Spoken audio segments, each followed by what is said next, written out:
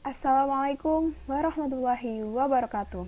Perkenalkan, nama saya Aulia Rizky Aryati dari kelas BA 2020.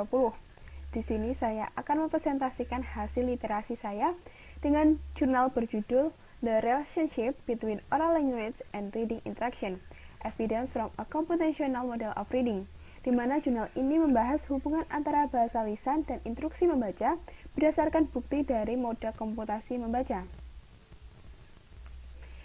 Di dalam jurnal terdapat pendahuluan yang mengenai akuisisi membaca melibatkan pembelajaran untuk mengasosiasikan simbol visual dengan bahasa lisan. Berbagai bukti menunjukkan bahwa instruksi tentang hubungan antara ejaan dan bunyi mungkin sangat penting, di mana akuisisi sendiri memiliki pengertian yaitu perolehan atau pemerolehan. Akuisisi membaca membutuhkan pembelajaran untuk memetakan bentuk tertulis atau ortografi, kerepresentasi suara atau fonologi dan makna semantik. Bahkan untuk ortografi alfabet, di mana ada hubungan reguler atau kuasi reguler antara grafem. Grafem kita biasa menyebutnya sebagai tanda baca atau simbol, yaitu pembeda aksara atau huruf alfabet. Dan fonem kita biasa menyebutnya sebagai satuan bunyi bahasa terkecil atau singkatnya vokal dan konsonan.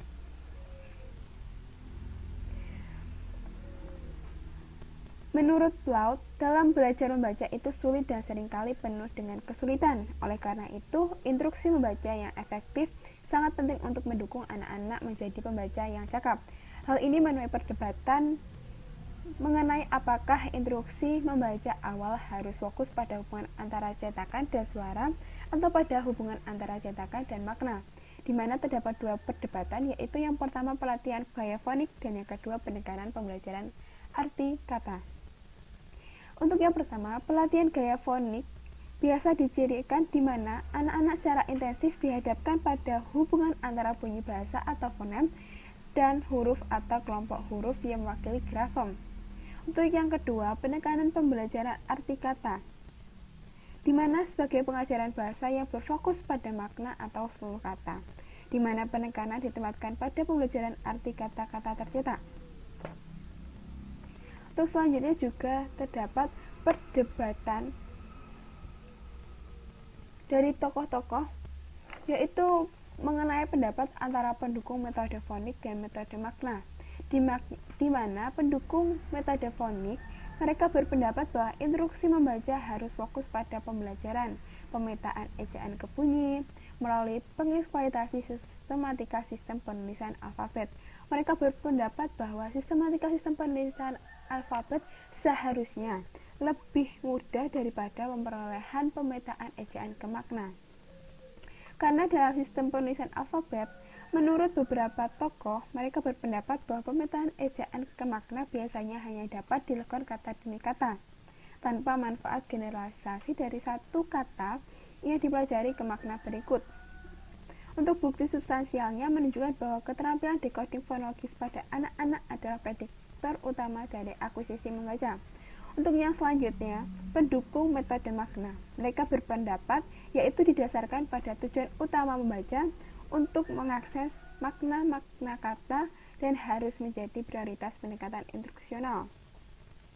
Meskipun pemetaan ejaan ke makna sulit dipelajari, tapi menurut mereka kemungkinan masih diperoleh di awal perkembangan membaca dan mungkin setuju untuk instruksi, menunjukkan bahwa anak-anak usia 7 tahun dapat mengakses kategori kata semantik dari ortografi dengan sangat cepat tanpa bukti bahwa bentuk fonologis dari kata-kata tersebut memediasi respon anak-anak. Di dalam jurnal mengangkat kerangka teoritis untuk instruksi membaca. Menurut Simple View of Reading atau SVR, pemahaman membaca adalah konsekuensi dari decoding fonologis dan keterampilan bahasa lisan. Terdapat bukti bahwa keterampilan pemetaan cetak ke suara serta keterampilan pemetaan suara ke makna adalah prediktor kinerja pemahaman membaca diam, yaitu kemungkinan membaca diam yang dimaksud di sini adalah membaca di dalam hati. Dan terdapat bukti yang telah menunjukkan bahwa hampir semua variasi dalam kemampuan membaca pada usia 7 tahun disebabkan oleh bahasa lisan ditambah keterampilan decoding, sehingga mendukung perbedaan diusulkan dalam SVR. Namun SVR tidak ditentukan, itu bukan mode pemrosesan yang diimplementasikan, dan teori tersebut bahkan tidak berkomitmen apakah decoding mencerminkan subleksikal atau leksikal pengetahuan. Di dalam instruksi membaca yang diangkat pada jurnal ini juga membangun serangkaian model komputasi membaca melalui kerangka pemodelan segitiga, di mana hal ini didasarkan pada kerangka pemodelan segitiga itu cocok karena penggunaan jalur pembaca yang berbeda muncul sebagai respon terhadap keterpaparan pada lingkungan bahasa, daripada ditentukan sebelumnya atau terprogram seperti dalam pendekatan pemodelan lainnya. Dalam model segitiga juga pembelajaran untuk memperoleh makna dari bentuk-bentuk kata tertulis dapat dicapai baik secara tidak langsung dari cetak ke suara dan kemudian ke makna, atau langsung dari cetak ke makna, atau melalui kombinasi rute-rute ini.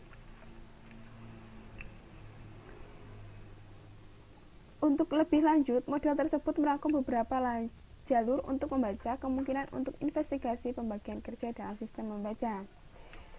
Jadi di dalam jurnal ini juga membangun 3 simulasi berbeda menggunakan model segitiga, masing-masing dengan tingkatan yang berbeda.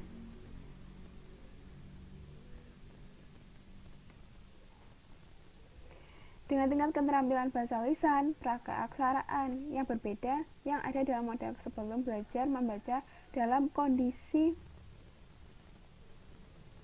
pelatihan yang berbeda. Secara khusus, simulasi pertama ini menggunakan metode terkontrol dari Taylor et al.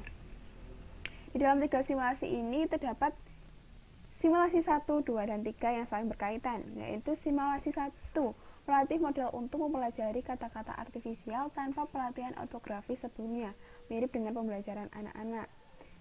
Sedangkan simulasi 2 melatih model untuk mempelajari kata-kata artifisial dengan pengetahuan bahasa sebelumnya, serupa dengan pembelajaran orang dewasa yang melek huruf, di mana dapat kita ambil kesimpulan pada simulasi 1 dan simulasi 2, yaitu simulasi yang saling berkaitan, yang saling berhubungan, di mana simulasi 2 adalah keberlanjutan dari keberhasilan simulasi 1.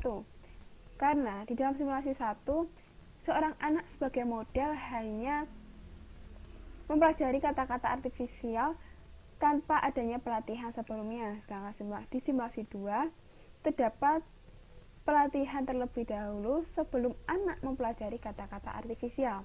Sedangkan di simulasi 3 merupakan pengujian apakah pengetahuan bahasa lisan yang sudah ada memiliki dampak yang sama pada manfaat relatif dari berbagai bentuk pelatihan membaca ketika model dilatih dengan sekumpulan besar kata bahasa dengan lebih banyak variasi dalam peperti kata, sehingga simulasi 1-2 adalah tonggak untuk simulasi 3 dalam menguji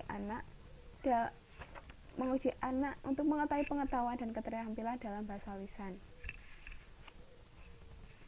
Simulasi ini dengan demikian memberikan model yang mengeksplorasi lebih dekat kondisi instruksi membaca untuk pemerolehan literasi anak. Secara keseluruhan juga menunjukkan bahwa kemahiran bahasa lisan merupakan fondasi penting untuk pemerolehan pembaca dan dapat memodulasi keefektifan instruksi membaca. Hasil ini memberikan dasar komputasi untuk pandangan membaca sederhana dan menekankan pentingnya pengetahuan bahasa lisan dan instruksi suara ejaan pada tahap awal pembelajaran membaca.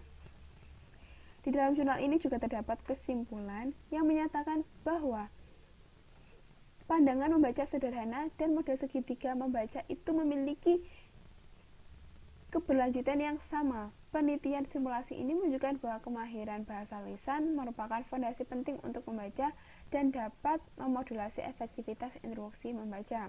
Hal ini juga ditunjukkan oleh penelitian tersebut bahwa landasan bahasa lisan yang kuat disertai dengan instruksi pemetaan bunyi ejaan memungkinkan proses akuisisi atau pemerolehan bacaan untuk memanfaatkan karakteristik jalur yang menghubungkan representasi tulisan, lisan, dan makna kata-kata dalam sistem penulisan alfabet, terutama pada akuisisi membaca usia anak. Sekian dari presentasi saya mengenai literasi jurnal. Ada kurang lebihnya mohon maaf. Wassalamualaikum warahmatullahi wabarakatuh.